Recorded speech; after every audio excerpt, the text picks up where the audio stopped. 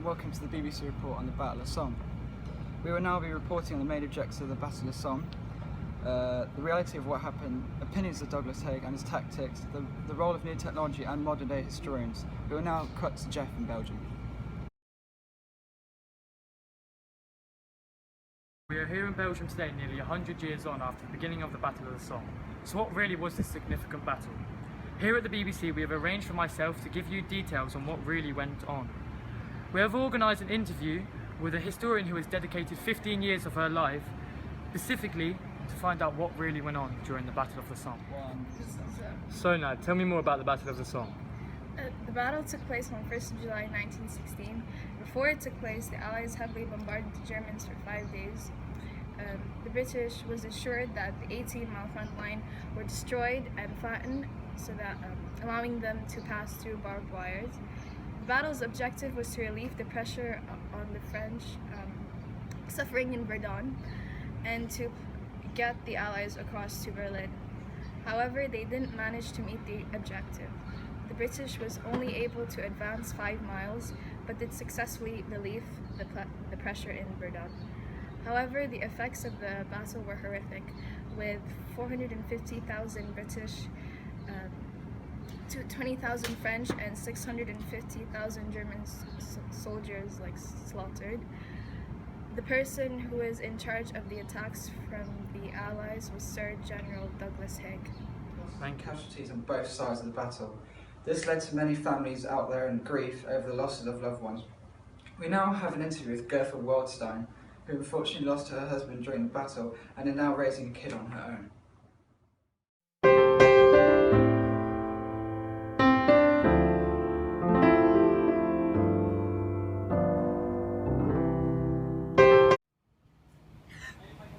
A year ago, my husband Jeffrey went to war, but now he's dead.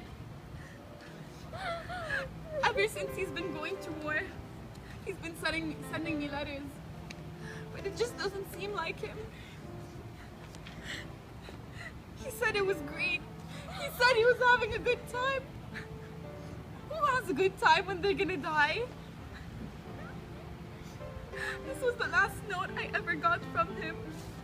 I'm so sad, because it doesn't even sound like him. It says, "Dear Gertha, I love you. I love life here, but I don't have any food. But we're doing good. Love, Jeffrey.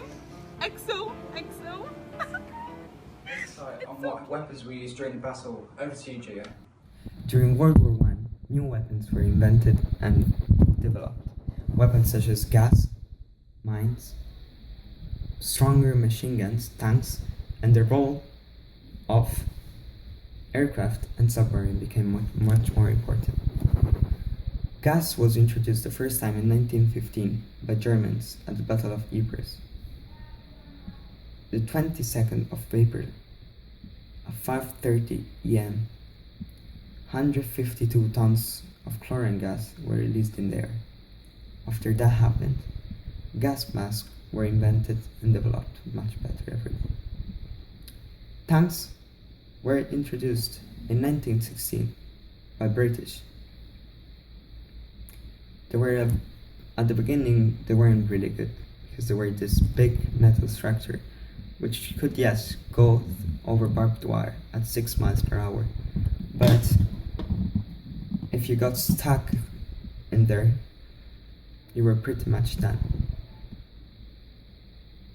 These were the new technologies used in World War I. Haig rewarded for executing a tactic that kills hundreds of thousands of soldiers.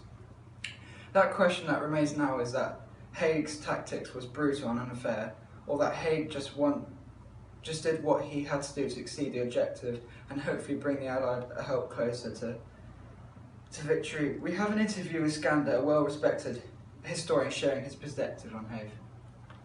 General in the First World War and was in charge of the Battle of the Somme. The plan was created to win the battle. It was meant to start with a huge bombardment that would kill all the Germans and destroy the barbed wire so that the British army would not easily access the trenches and took them over.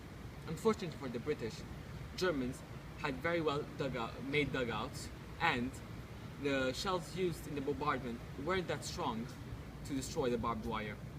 Many people think that Haig's plan wasn't that good and was a complete disaster.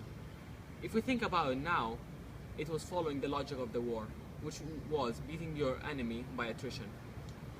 So that, in fact, General Haig's tactic wasn't that bad after all, and it has destroyed German morals to the point that maybe it has made Germans surrender in 1918. Thank you very much for listening for our coverage on the Battle of Somme. Many thanks to our reporters today on the field. My name is Zach Hansen, you've been watching BBC News. Thank you.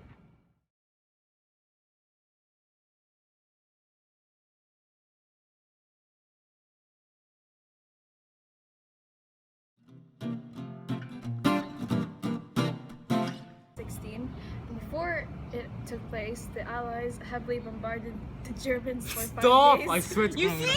Scan your action. Stop! يلا يا ولد action. To win the battle. It was meant to start with a huge bombardment that would kill all the Germans. And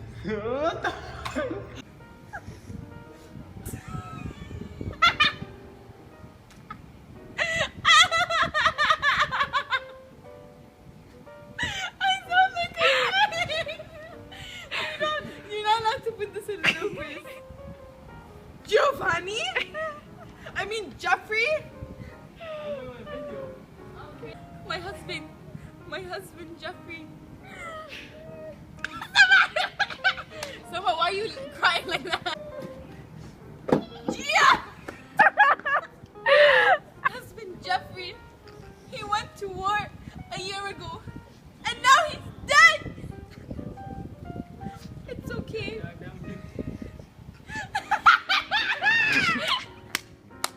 that would have killed all the Germans and destroyed the barbed wire.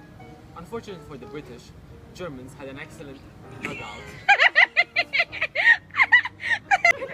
General Haig's tactic. Hello. He's not. General Haig was a British general from the First World War and was in charge of the Battle of the Somme. His plan consisted of destroying the Germans and... Stop. I cannot. Can you do that? Okay. Are you filming? Yes. Okay.